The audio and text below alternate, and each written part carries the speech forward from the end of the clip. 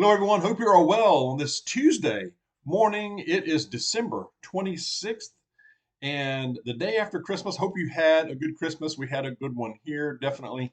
I am sporting one of my gifts from Mrs. Dawg. We have scaled way down from what we used to do in the past and go crazy buying gifts and all that. We don't do that anymore. We get each other a couple of things, and that's it. Because during the year when we really want something, we just save the money and get it. So, but we do like to surprise each other with at least one or two gifts that we didn't see coming or we talked about before in the past and you forgot about. So, hey, you get it for her, or vice versa. So, got this cool hat and I got her a couple of things. I will show one thing. What will I show? I'll show this one this time. It's the one for 2024, Walking in Grace. It's the devotional book. She likes to have the book version. You can also get this in an electronic version, I'm sure, but it's a daily devotional, has Bible verses. It's very good, and it's put out by Guideposts. So there you go on that. In case you want to look at it yourself. Many times I will pick a verse of the day out of that. Speaking of which, I do have a good passage for today later on. You definitely want to stay tuned for that. And also, what was I going to say? Oh yeah, the hat, Tacoma. I'm always a Tacoma. I'm a Toyota fan, of course. We are. We're a Toyota family here. We've decided to make some big decisions around our vehicles. One in particular, I will do a video on that. We're trying to put ourselves in a more let's say a better situation financially going forward. I mean, we are both pushing 60 years old and we don't want to work until we're dang 80, so we're trying to take steps in getting ourselves as in the best position possible to do that. So not just financially, but physically, all kinds of ways, right? Spiritually, I think we're pretty good there. But anyway, I will do a video on that. And I found that the older I get, the more simple I want things. Just more simple. I don't have to have uh, complicated or all the this and that and all the fluff. I just don't. I I don't need it. I don't need it. I don't need a robot running around the floor cleaning up. We've never had that kind of stuff. We don't have Alexa. We don't have none of that stuff. I know you're tracked anyway. I know we have cell phones. We have a smart TV. But we don't really use all that stuff the way a lot of folks use it. We're pretty basic. We're pretty informal and we're pretty basic. Didn't really mean to say all that, but it just came out, maybe for a reason. Coming to your doorstep. They are coming. They are coming to your doorstep. There is no doubt about it. Um, I will go more into that here in just a moment. And some disturbing article about what China is working on as far as advanced brain warfare technology. And I'm sure the United States, I'm sure other countries are doing the same thing. I know a lot of these articles just focus on one country like China and they're doing this and they're evil and all. We're doing the same thing. We are. We are. I'll go in more into that in a minute.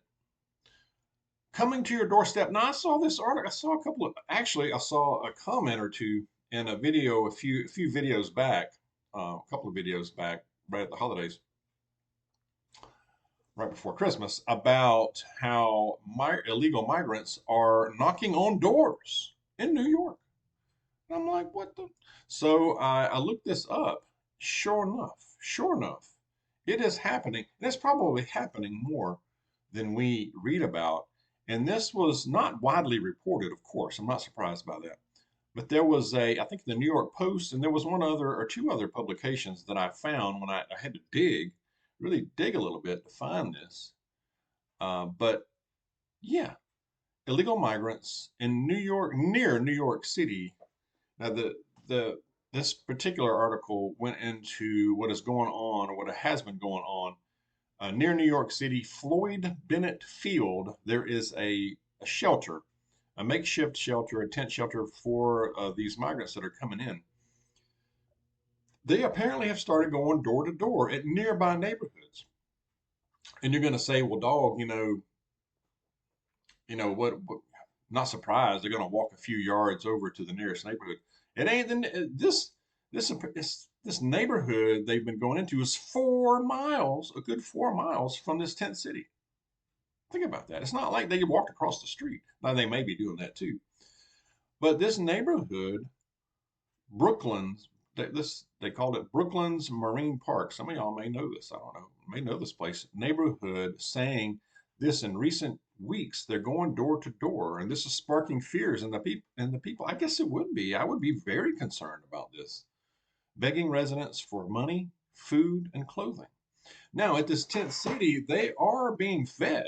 They are being provided for. The people that run this place are saying that they get daily donations of blankets, clothing, food, money. So they're being supplied with the basics. But they're complaining that the food is not palatable and it's cold and this and that. Well, I mean, the old saying, beggars can't be choosy. Now, I get it. You probably want food you're accustomed to, but you ain't living at home. You're not living at home. You took the move to go into another country illegally, of course. Some of the neighbors there was an article about this that interviewed some of the people living in this neighborhood. They said this is quote unquote an invasion. Yeah, it is. They're sitting outside of stores around the town, the mall, going around to all the houses, knocking, looking for money, food, clothing. There's a lot of nervousness in this neighborhood. Yeah, I guess so. A good 4 miles from this shelter, y'all. And one guy said, he says, I'm all for charity. I'll give you the shirt off my back, but not this way, not this way. And I agree. He makes a point here, and you can say as Christians, we're supposed to do this. But there's a way, you can donate to the shelter. You can donate to your food pantry, your food bank, your churches. But you're not expected to open your home out and just give everything you've worked your booty off to somebody who came in illegally. I don't believe that's the case. I don't. I do not believe that. You may disagree. That's fine. And then they said some of these people are wearing ankle monitors. What the heck? Uh, they're complaining about being fed poorly. Whatever. And then one guy said, we had a nice close neighborhood here of people. It's quiet. We have a literal invasion of people coming in here now. And people are very, very concerned. Lots of retirees are here and they just want peace and quiet. That's what we had. Now we don't. Yeah, I would share that sentiment.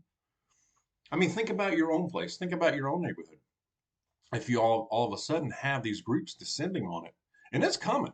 It's coming. If this doesn't stop, if there's not something done about it to control this flow, to go back to doing it legally, there's steps to do this. But if this is not, if somebody doesn't step in and do something about this, it is coming to your place. I don't care where you are. I saw another comment in I think a video from yesterday or the day before, saying that they're in Oklahoma and people are knocking on doors there. Oklahoma, y'all. I would think they're casing the neighborhood too. I would think that for sure. And what happens if you don't, when you say, no, I donate to the shelter, there's a way to do this, and you rebuff them, what happens then? Then you have to figure they're going to try to break in. They're going to go to other means. So you have to be ready for that. So I think we need to prepare ourselves mentally first and prepare ourselves on how we're going to react to that when we are faced with it, because we will be. We will be. And you're going to be like, dog, I live in the nowhere. I live out here. Well, you still may see it. You still may see it. And if you live out in the middle of nowhere, you may not have another neighbor to talk to about it, and you have some cameras, be on the lookout, be on the watch, because I think they're coming. They're coming to this place already, 4 miles away. This is coming to your neighborhood, no doubt about it. All over the place, every state. And what happens when they start breaking into homes? What do you do then? Will you be the one hauled in? Probably so. This is a serious mess, and it will lead to bad things, y'all. It's going to lead to some bad stuff, and I'm not optimistic on the new year. I really am not. I should be. I know I'm a positive person. I really am, but there are several things, and the border thing is a huge one for me. I know for many of you too, of course. But what happens when they show up at your door? And you can't blame the people for this. A lot of people are like, well, we're supposed to give and help. It's not incumbent on. It's not our responsibility. I mean, like I said, we can do things to help our fellow person. Uh, but this is poor leadership. This is poor leadership. This is a disregard for the people who do it the right way. We're just out here trying to make a living, make the ends meet, pay the rent, pay the mortgage, take care of our family, pay our taxes, be law abiding. That's all we want to do. We just want to be left alone. We just want to practice our faith. We want to continue the dream, own things. That's all we want to do. We don't want to hurt nobody. We don't want to mess with nobody. We just want to be left alone. We just want our stuff. We just want to do our things, do the things. That's all we want to do. It's going to be increasingly difficult to do that. I do believe that. Now, share your thoughts on this, but it is coming. It is coming. It's here for these folks. It's here. All righty. China. This article said China is working on all kinds of new weapons. And I'm sure the United States is too. The military industrial complex, it's unreal. That's a whole other video. But they're working on they said they're working on advanced brain warfare technology, devices that send enemies to sleep and control their thoughts, confuse them, cognitive difficulties, biological weapons that induce sleep, impair cognition, alertness, and alter decision making. Yeah, that would be an effective weapon, I would think. Very effective, very scary. What's the counter to that? What do you have to do? Get a Faraday cage helmet or something? I mean, put something over your head, or I don't know. I don't know. But again, I'm sure they're not the only country doing this. I'm sure other Western countries are doing this. You don't think the United States is working on this? They probably already have it. Who are they going to use it against? Who are they going to use it against? Who have they already used things against? That's a whole other rabbit hole, I'm sure. That's a whole other thing, y'all. I'm sure. I don't know if I want to go down that, but that'd be another time, another place. But poor leadership. We so need leadership. We all don't we? We so need leadership. I don't think it's coming. I don't think it's coming though.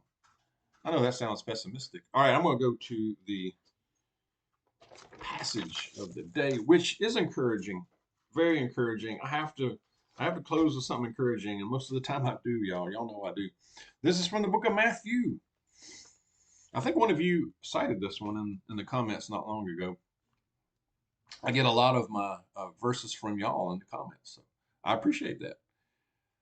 This is from Matthew in chapter 17, where Jesus is talking to the disciples about faith. He says, apparently, this is when Jesus drove out a demon in a boy, and the disciples came to Jesus in private and asked, why couldn't we drive it out?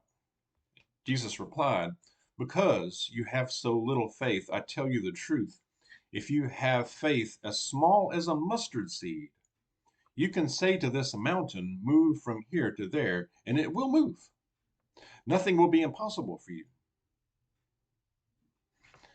That's powerful. I mean, think about that. There's a lot of freedom in that too. Small as a mustard seed is pretty dang small. And I believe the Lord, the Lord God understands that we're not always 100%. We're not always at our top, our tip top as far as our faith. There are days when it's a little low. There are times in the day where it's low and it's real high and it's huge. It's miles long sometimes. Sometimes it's small and it may go down to a mustard seed size, but as long as it's there, we're good. We're good. And he understands that. He understands that about us. I do believe that. So don't beat yourself up about it. Don't do that. Yeah, keep in the word and keep in prayer. That's the key. That's the key. All right. Again, share your thoughts. Let's stay safe out there. God bless you, and I'll see you soon.